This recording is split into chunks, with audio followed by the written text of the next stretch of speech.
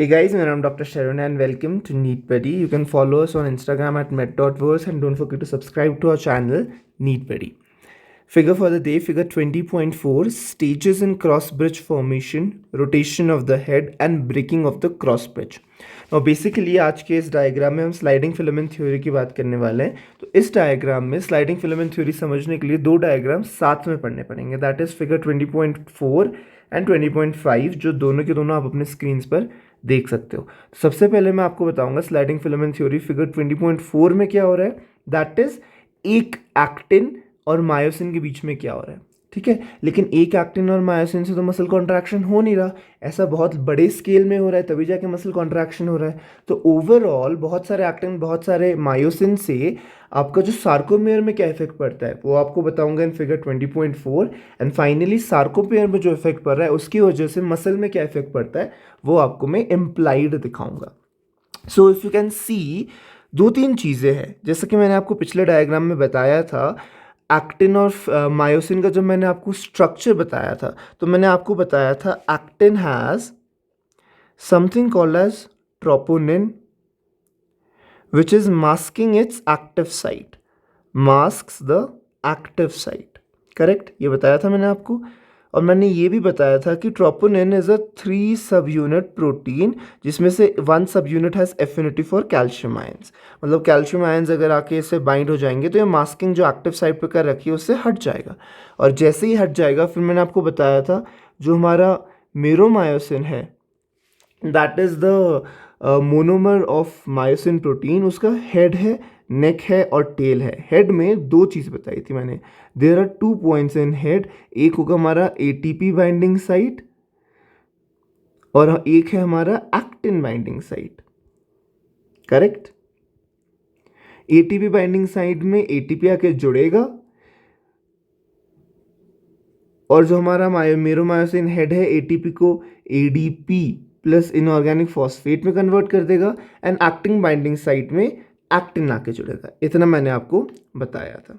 ठीक है, अब सबसे पहले मसल कॉन्ट्रैक्शन स्टार्ट कहाँ होता है. मसल कॉन्ट्रैक्शन मसल में स्टार्ट होता है? नहीं, मसल कॉन्ट्रैक्शन मसल में स्टार्ट नहीं होता. मसल कॉन्ट्रैक्शन स्टार्ट होता है हमारा न्यूरोमोटर जंक्शन में. Neuromotor junction. अब न्यूरोमोटर जंक्शन क्या है? न्यूरो मतलब नर्व, मोटर मतलब मोटर मसल की बात हो रही है यहाँ पे, स्केलेटल मसल की बात हो रही है. सो बेसिकली क्या होता है, हमारे पास एक मसल है, ठीक है, और ऊपर से एक हमारा न्यूरॉन आ रहा है. न्यूरॉन का साइनैप्स है. ठीक है, अब साइनैप्स में बहुत सारे ऐसे छोटे छोटे छोटे छोटे वेसिकल्स होते हैं. तो this part is nothing but your neuromotor junction and this gap is your synaptic cleft. यही चीज़ आपको हम नर्व वाले चैप्टर में भी पढ़ाऊंगा मैं. Synaptic, this is synaptic cleft. ठीक है, ये चीज़ मैं आपको नर्व वाले चैप्टर में बताऊंगा. अब होगा क्या मोटर जंक्शन में कि जो साइनैप्स है वहां पे neuron will release acetylcholine. ठीक है, acetylcholine is the neurotransmitter. Neuromotor junction में acetylcholine is the neurotransmitter. जो एसिटाइल कोलिन है ये जाके will act on muscles, muscle membrane. Muscle membrane को क्या बोलते हैं हम? Muscle membrane is known as sarcolemma. It will act on sarcolemma and will cause release of calcium ions.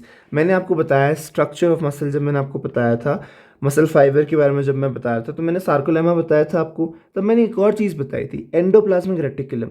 उसमें मैंने बताया था एंडोप्लाज्मिक रेटिकुलम को हम बोलते क्या है? Sarcoplasmic reticulum. करेक्ट, और सार्कोप्लाज्मिक रेटिकुलम मैंने बताया था फंक्शन क्या है? It stores calcium. So when we say calcium gets released because of activation of the muscle membrane by acetylcholine, तो हो क्या रहा है वहाँ पे? तो calcium ions is getting released from sarcoplasmic reticulum. तो इतना अपना बैकग्राउंड में हो रहा है before the muscle contraction starts. एक सिग्नल आ रहा है, साइनाप्स एसिटाइलकोलिन रिलीज कर रहा है, एसिटाइलकोलिन मेम्ब्रेन में एक्ट कर रहा है, membrane is stimulating sarcoplasmic reticulum to release calcium ions and then हमारे मसल फाइबर के अंदर कैल्शियम आयंस रिलीज हो रहा है मसल फाइबर के अंदर. कैल्शियम आयन रिलीज होने के बाद अब ये पूरा प्रोसेस होगा जो आपको डायग्राम 20.4 में दिख रहा है. सो coming to the diagram 20.4, the description says stages in a cross bridge formation, rotation of head and breaking of the cross bridge formation. ठीक है, तो यहां से कहीं से भी आप स्टार्ट कर सकते हो. Will start from here.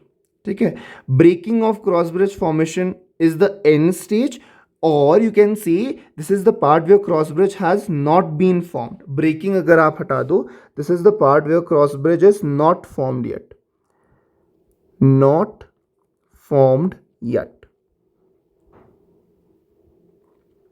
ठीक है, so this is the first step. तो इसको जब आप ध्यान से देखोगे, मैंने क्या बोला, कैल्शियम आयंस रिलीज हुए. सो हमारे पास कैल्शियम आयंस आ गए. Calcium ions will go and bind to what? They will bind to troponin subunit. As soon as they bind to troponin subunit, what will happen? Troponin will cause unmasking. Unmasking करते आर actin active site is now free. Actin पे जो active site है is free. ठीक है, अब ये हुआ हमारा क्या? एक्टिन पे. साथ साथ जब एक्टिन में ये सब हो रहा है, हमारा मायोसिन में क्या हो रहा है? हमारा मायोसिन क्या कर रहा है? जो मायोसिन, मेरोमायोसिन का एक हेड है, this is one meromyosin if I tell you. ठीक है, एक मेरोमायोसिन. ऐसे बहुत सारे लाइन से लगे होते हैं, ऐसे लाइन से लगे हुए हैं. ठीक है, सो मेरोमायोसिन ने क्या किया, यहाँ पे जो उसका एटीपेज एंजाइम है उसने क्या किया, एक एटीपी पकड़ लिया.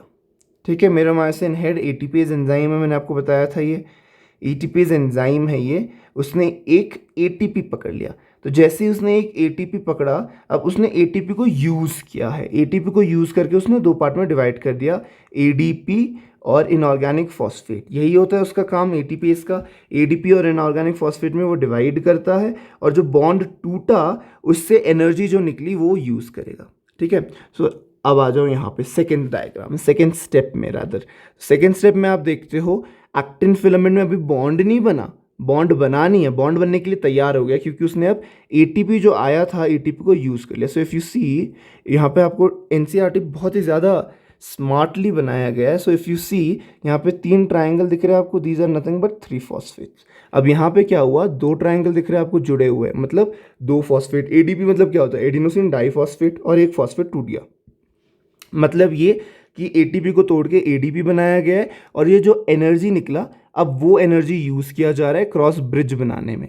तो अगर आप थर्ड डायग्राम देखोगे इसी का, तो अब यहाँ पे देखो क्रॉस ब्रिज बन गया. ठीक है, यहाँ inorganic phosphate, ADP, myosin head, and myosin head जाके यहाँ पे एक्टिन से जुड़ा हुआ है. So this is the cross bridge formation.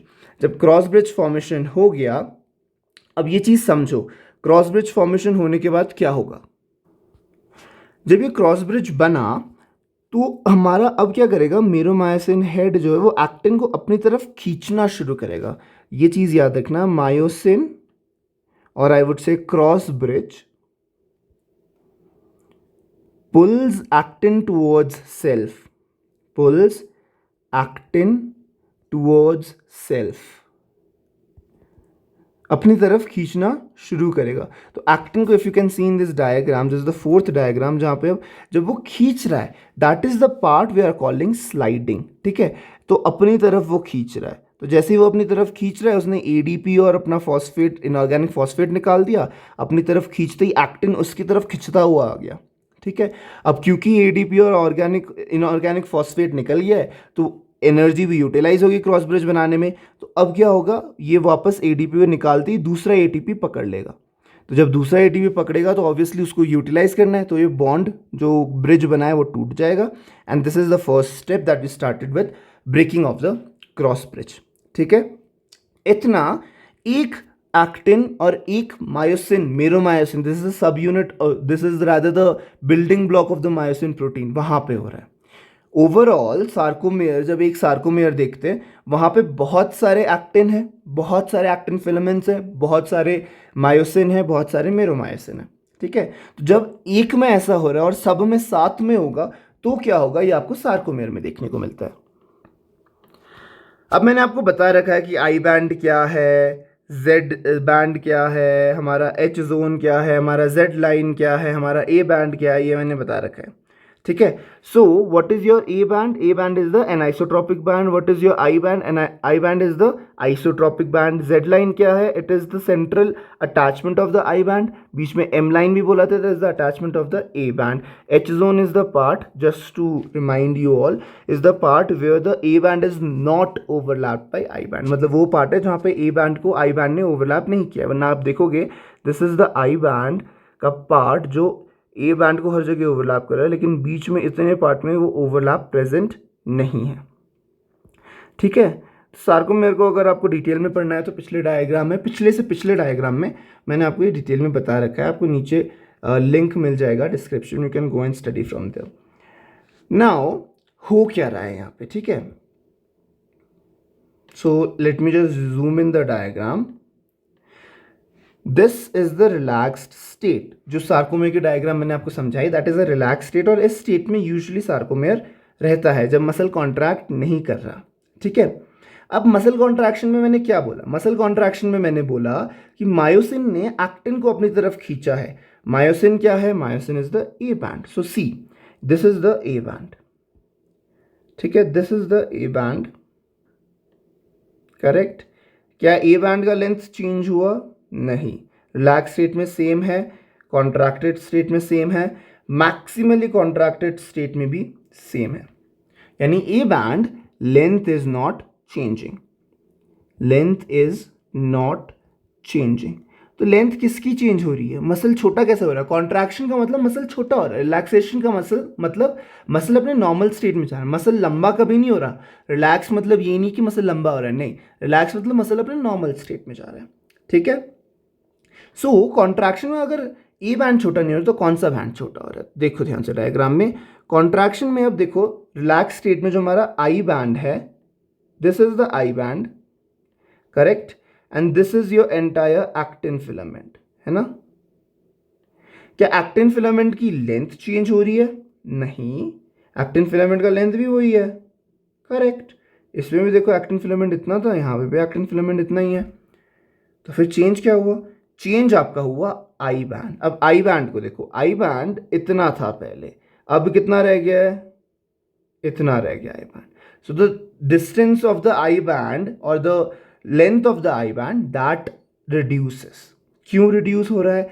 क्योंकि एक्टिन को मायोसिन अपनी तरफ खींच रहा है. जब एक्टिन को मायोसिन अपनी तरफ खींचेगा तो क्या होगा? वो एक्टिन आई बैंड के साथ, एक्टिन जो आई बैंड बीच में बना रहा है वो मूव करना शुरू करेगा. जैसे जैसे मूव करेगा वैसे वैसे वो जेड लाइन को अपने साथ खींचेगा. जेड लाइन को अपने साथ खींच कहाँ ले जाएगा? वो अपने एक्टिन जो हमारा एच जोन है, जो हमारा रादर ए बैंड है, ए बैंड के सेंटर की तरफ लेके जाएगा, खींचेगा अपनी तरफ. तो अगर आप देखोगे यहाँ पे हमारा जेड लाइन था, जैसे ही कॉन्ट्रैक्ट हुआ वो थोड़ा सा मूव हो गया अंदर की तरफ. ठीक है. और जो हमारा आई बैंड था उसका डिस्टेंस रिड्यूस हो गया. आई बैंड पहले इतना था, अब इतना हो गया, छोटा हो गया, और जेड लाइन मूव करना शुरू कर गया. ठीक है. ये कॉन्ट्रैक्शन हो रहा है. अभी कॉन्ट्रैक्शन अगर इतने में कंप्लीट नहीं हुआ और ज़्यादा कॉन्ट्रैक्ट हुआ तो आई बैंड आपका मैक्सिमली कॉन्ट्रैक्टेड स्टेट में पूरा ही डिसअपियर हो गया है. There is no I band over here. ठीक है. आई बैंड पूरा डिसअपियर हो गया है and your Z line has moved further in. मैं आपको ये क्यों बता रहा हूँ? क्योंकि एनसीईआरटी में कहीं भी नहीं बताया कि मैक्सिमली कॉन्ट्रैक्टेड स्टेट में आई बैंड का क्या होगा, लेकिन डायग्राम में दिखाया है. तो ऑब्वियसली एग्जाम में आ सकता है कि मैक्सिमली कॉन्ट्रैक्टेड स्टेट में I band gets completely disappeared. Disappear होने का क्या ये मतलब है कि एक्टिन छोटा हो रहा है? नहीं. यही यहाँ पे एक कैच है गाइस जो आप लोग को याद रखना है. Length of actin, length of myosin doesn't change, does not change. तो हमारा चेंज क्या हो रहा है? हमारा चेंज आई बैंड ही हो रहा है. ए बैंड भी होगा मैक्सिमली कॉन्ट्रैक्टेड स्टेट में.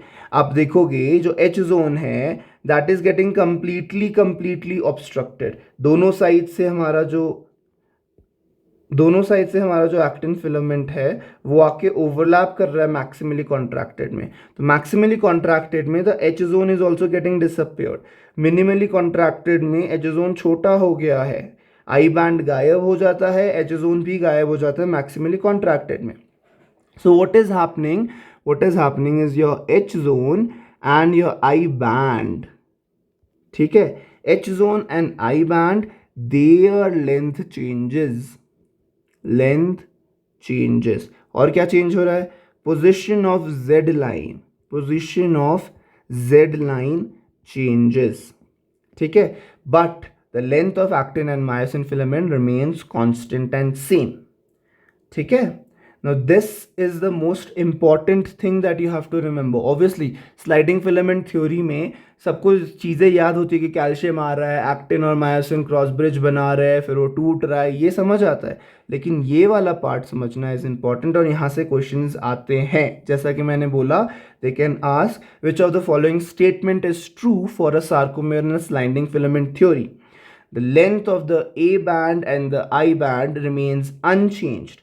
Length of the I band reduces. The H zone remains unchanged. Length of the A band remains unchanged. Position of the Z lines remains unchanged. The correct thing is the length of the I band changes. बाकी सारी चीज़ें जो मैंने बोली वो गलत थी. तो अगेन ये 5 पॉइंट जो मैं हाईलाइट कर रहा हूँ, ये आपको this is your take home message from this diagram. Length of actin नहीं, एक्टिन की बात कर रहा हूँ, किसी जोन की बात नहीं कर रहा, किसी बैंड की बात नहीं कर रहा हूँ. हाँ, आई band is made up of actin, लेकिन यहाँ पे मैं एक्टिन फिलामेंट की बात कर रहा हूँ. ठीक है. वैसे लेंथ ऑफ मायोसिन चेंज हुआ? नहीं, बिल्कुल भी नहीं. Length of H zone band नहीं, एच जोन चेंज हुआ? यस, एच जोन कम होता जाता है. आई बैंड चेंज हुआ? यस, आई बैंड ओवरलैप करता जाता है, पूरा गायब भी हो जाता है. Position of Z line changes? Yes, I band के साथ साथ जेड लाइन भी अंदर की तरफ मूव करता है. लेकिन again, does your myosin filament changes? नहीं, मायोसिन फिलामेंट का लेंथ चेंज नहीं हो रहा, फिलामेंट्स का कोई लेंथ चेंज नहीं हो रहा. सार्कोमेयर में जो ऊपर से बता रहे ये बैंड है, ये जोन है, ये लाइन है, उनकी पोजिशंस और उनका लेंथ चेंज हो रहा है. ठीक है. So guys, that is all in this diagram. I will request you all कि एक बार जाके एनसीईआरटी से पढ़िए इसको. ये बहुत ही अच्छा एक्सप्लेन कर रखा है एनसीईआरटी में. हाँ, थोड़ा छोटा में दे रखा है, तो हो सकता है आपको चीज़ें डिराइव करके समझनी पड़े, जैसे मैंने इस डायग्राम में डिराइव करके आपको दिखाया. और अगर वहाँ से समझ ना आए तो फिर से एक बार ये डायग्राम अच्छे से पढ़िए, ये डायग्राम वीडियो अच्छे से देखिए.